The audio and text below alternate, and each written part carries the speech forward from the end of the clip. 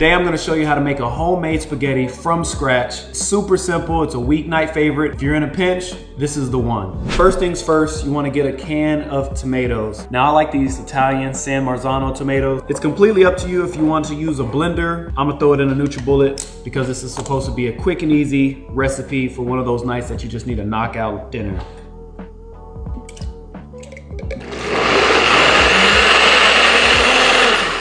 So our next ingredient is garlic. The more garlic, the better. I have 6 cloves here. You could do more or less depending on what you like.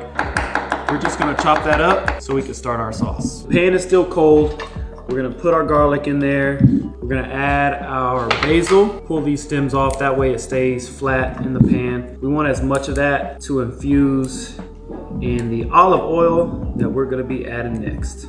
So get our olive oil in there. Once we cook the sauce, it's all gonna come together and be one homogeneous sauce, but we want quite a bit of oil. That way we can infuse with the basil and the garlic. All right, so once all of this begins to get fragrant, you're smelling it, and it's cooking down a bit, we can go ahead and add our tomato that we just pureed. I really don't want the garlic to turn brown. That's why I wanna add it right now. That way, it kind of preserves its color. You don't want bits of crunchy garlic. We want things to be smooth. And now it's just a waiting game. We're gonna let this cook down a little bit. So while this is cooking down, we'll go ahead and add our salt and our pepper. Pepper isn't necessary, but I personally put pepper in almost everything. If I could put pepper in a dessert, I'd probably put pepper in a dessert. Okay, I'm kidding, but I did put pepper in my pasta sauce.